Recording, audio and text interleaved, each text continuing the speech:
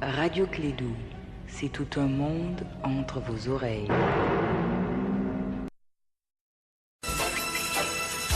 Radio Clédou, le journal avec Sotelma Malitel.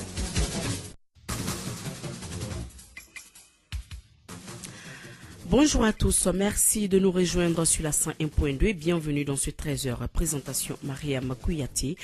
Un soldat malien tué et 20 autres du côté des groupes armés, c'est le bilan d'un violent accrochage entre les groupes armés et le Katia dans le cercle de Tenankou. Présidentielle du 29 juillet, le parti politique et les potentiels candidats se préparent. Chacun y va de ses moyens. La plateforme Ante-Abana exige une bonne crédibilité dans le délai constitutionnel. 92 millions de francs CFA, c'est le coût total de la réhabilitation des bureaux de la mairie de la commune 5 du district de Bamako. Le joyau a été inauguré le vendredi.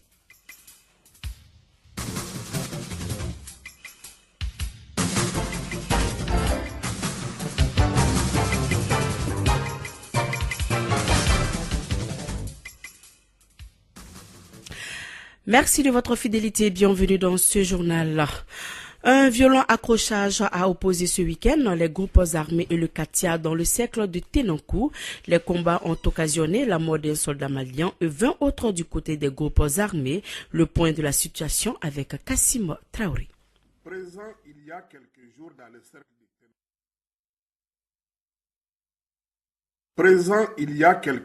le cercle de Tenankou. Plus précisément dans la localité de Djondjori, dans la nuit du samedi 21 au dimanche 22 avril, il y a eu un accrochage entre des hommes armés et les Jetia Elou. L'accrochage a eu lieu au niveau de la forêt de Djondjori. Un soldat malien est mort, un autre blessé. 20 assaillants ont été neutralisés, 15 motos brûlées, 2 armes collectives ont été saisies. Il y a eu aussi une très bonne réaction des hélicoptères. Le même samedi 21 avril, aux environs de 9h, 2 bandits armés non identifiés qui tentaient de braquer un véhicule civil sur l'axe Nyafunke-Tombouctou ont été surpris en pleine opération par une mission de FAMA qui se rendait à Tombouctou. À l'issue des échanges de coups de feu, un assaillant a pu s'échapper et le second a été abattu par les FAMA. Dans la région de Koulikoro, cercle de Nara et plus précisément dans la localité de Guiré, l'école et la mairie ont été brûlées par des terroristes. Présidentielle malienne, la plateforme Ante-Abana exige la tenue des élections présidentielles crédibles et transparentes dans le délai constitutionnel. Les responsables de cette organisation entendent maintenir la pression afin que le gouvernement respecte ses engagements. Les détails avec l'honorable Amadou Thiam, premier vice-président de la plateforme Ante-Abana. Il est au micro d'Étienne Niari. Je crois qu'aujourd'hui, le cap, ce sont la transparence dans les élections qui vont survenir dans quelques mois. Ceci dans le cadre non seulement du processus électoral, mais aussi en tout ce qui concerne dans ce processus, il y a la question déjà de l'introduction des cartes d'électeurs, faire en sorte que chaque Malien puisse avoir accès à sa carte d'électeur et que chaque Malien puisse, conformément à la Constitution, exercer son droit de vote qui est un droit sacré. Et c'est également la question des résultats. Je crois que dans le processus électoral, il faut quand même saluer le fait que nous avons une nouvelle loi électorale qui a pris en compte quelques aspects, à savoir au niveau des bureaux de vote, la prise en compte des assesseurs pour l'opposition, la prise en charge également au niveau de la centralisation des représentants de l'opposition, également même par rapport au bulletin de vote, le fait qu'il y ait des signatures à poser au verso. Je crois que ça, ce sont des avancées qu'il faut saluer. Et je profite de votre micro pour saluer la communauté internationale qui n'a ménagé aucun effort pour qu'on arrive quand même à cette amélioration du processus électoral. Mais nous restons vigilants et c'est ça le rôle de Ante-Abana pour que tous ces acquis puissent être respectés et que la loi électorale puisse être respectée dans son esprit et que les dispositions soient prises pour que, comme je l'ai dit en amont, que les élections se tiennent à la date échue et en bonne et due forme, en toute transparence et en toute crédibilité. Voilà, c'était donc là Amadou Thiam, le premier vice-président de la plateforme Ante-Abana. Il était au micro de André Traoré.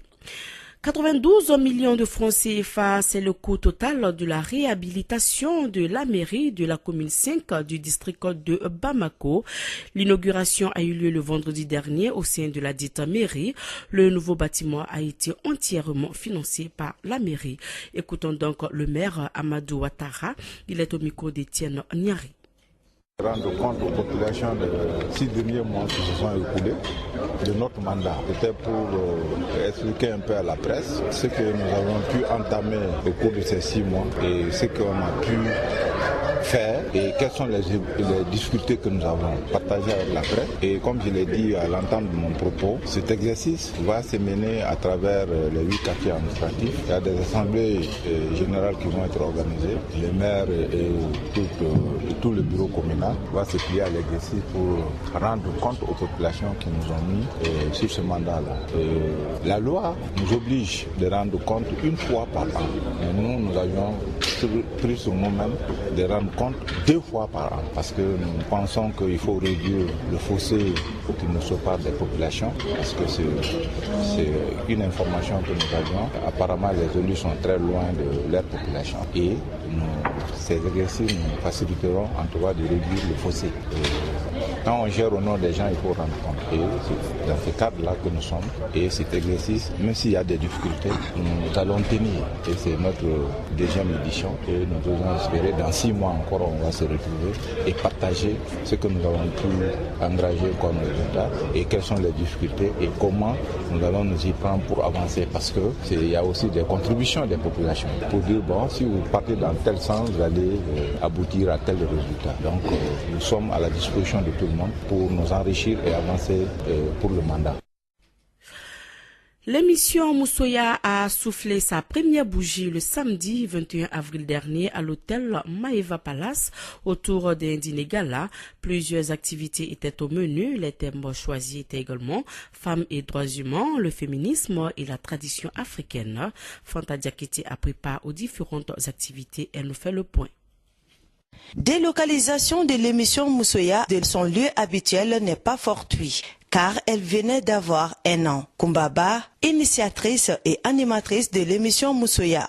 Je peux dire qu'aujourd'hui, ma passion, je la vis, mais c'est surtout à travers les autres. Parce que Moussoya, je peux dire que ce n'est même plus un concept ou une idée de combat. C'est devenu une idée de beaucoup de Maliens et de Maliennes. Donc un sentiment vraiment de gratitude. Mais j'ai un peu aussi de crainte et de peur. Parce que avec tout ce que je vois et j'entends, ça veut dire que les défis sont énormes. Donc c'est ça les sentiments qui m'animent à ce moment. Ainsi, l'une des activités programmées pour l'occasion est la conférence débat sur femmes et droits humains.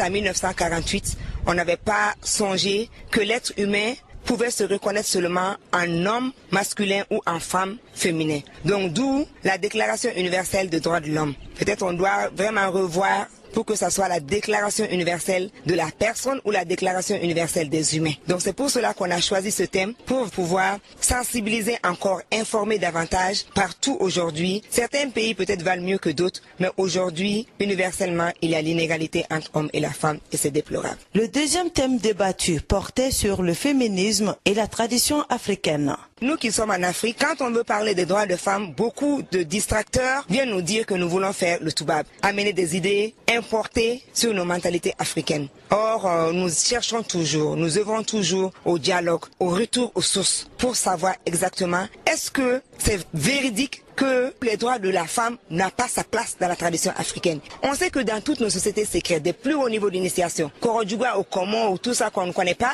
mais on nous dit qu'il y a des femmes dedans. Si des femmes peuvent accéder à de tels niveaux de connaissances, ça veut dire que la tradition africaine n'exclut pas du tout le rôle et la place de la femme. Peut-être les Africains, nous ne parlons pas d'égalité, nous parlons plus de complémentarité. Mais de complémentarité qui ne veut pas dire que l'un est l'esclave et l'autre est le maître. Et c'est ce que nous voulons démontrer. Les festivités ont été couronnées par un dîner gala, une occasion de remercier non seulement les auditeurs, mais aussi décerner des attestations de reconnaissance aux différents partenaires de l'émission Moussoya.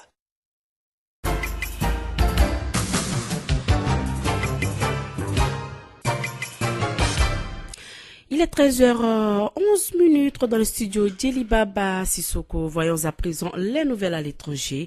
Au Cameroun, des violents affrontements ont opposé ces 2 derniers jours des combattants séparatistes aux militaires dans l'ouest anglophone. Des séparatistes qui, en plus des armes traditionnelles, utilisent aussi désormais des mines pour piéger les voies de circulation. Les affrontements ont entraîné plusieurs morts des 2 côtés.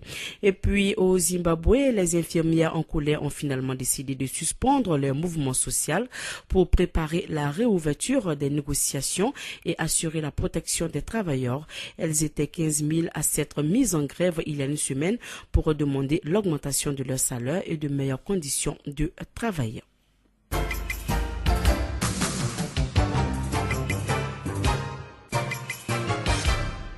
Retouchez-nous pour parler sport football. Le Mali connaît désormais son adversaire du deuxième tour des éliminatoires de la CAN des moins de 20 ans 2019. Il s'agit donc de la Tanzanie. Cela à l'issue des matchs retour du premier tour disputé ce week-end. L'actualité sportive, c'est aussi le tirage au sort de la Coupe de la Confédération effectuée ce samedi par la CAF. Notre représentant, le Djoliba Assi, hérite du groupe C. On en parle avec Sekou Kone. Exempté du premier tour des éliminatoires de la Coupe d'Afrique des Nations des moins de 20 ans Niger 2019, le Mali affrontera la Tanzanie à la deuxième étape de ces éliminatoires. Cette rencontre aller se tiendra à Dar es Salaam le week-end des 11, 12 et 13 mai prochains. En déplacement à Kinshasa ce dimanche, les jeunes Tanzaniens ont éliminé la République démocratique du Congo au tir au but 6-5 après 0-0 à l'issue du temps réglementaire. C'est ce même score qui avait sanctionné les matchs aller. Toujours en football, qualifié pour la phase de poule de la Coupe de la Confédération de la CAF, le Djoliba Athletic Club hérite du groupe C avec les Nigérians d'Enimba FC, les Ivoiriens de Williamsville Athletic Club et les Congolais du club athlétique Renaissance Aiglon Kara. Un groupe qui réunit 3 clubs de l'Afrique de l'Ouest, à savoir Enimba, Williamsville et Djoliba. Dans le groupe A, considéré comme le plus relevé de cette compétition, on retrouve l'ASEC Mimouza de Côte d'Ivoire, les Raja de Casablanca du Maroc, la S Vita Club de la RDC et Adouana Star du Ghana, la Renaissance sportive de Berkane du Maroc, El Masri d'Égypte, l'UD Songo du Mozambique et Al Hilal du Soudan forment le groupe B. Enfin, dans le groupe D, les Rayon Sport du Rwanda fera face à l'USM Alger, les Tanzaniens de Yango African et les Kenyans de Gor Mahia. A noter que cette phase de poule débute le dimanche 6 mai 2018. Les Djoliba AC se déplacent au Nigeria pour affronter l'Enimba FC avant de recevoir à Bamako les Ivoiriens de Williamsville 10 jours plus tard pour le compte de la deuxième journée. Pour rappel, les 2 premiers de chaque poule se qualifient pour les quarts de finale. Voilà, sur FM cette édition, le rappel des titres.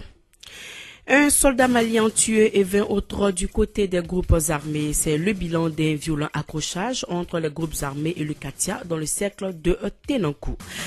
Présidentielle du 29 juillet, les partis politiques et les potentiels candidats se préparent. Chacun y va de ses moyens. La plateforme Inter-Abanan exige une bonne crédibilité dans le délai constitutionnel. 92 millions de francs CFA, c'est le coût total de la réhabilitation des bureaux de la mairie de la commune 5 du district de Bamako. Le joyau a été inauguré le vendredi. Il est 13h15 dans le studio Djeliba Sissoko. C'est la fin de cette édition. Merci de votre fidélité et merci à toute la rédaction qui m'ont aidé à préparer ce journal. Dans un instant, votre émission sportive avec Djibril Kaba et Ousmane Traoré. Bon appétit à tous. Si vous êtes à table, la présentation a été faite par Mariam Kouyaté. La partie technique, Fatou Fall. Et l'information continue jusqu'à 16h avec Arunaba. Merci. Radio Clédou, le journal avec Sotelma Malitel. Radio Clédou, la pub. La puissance de l'ouragan.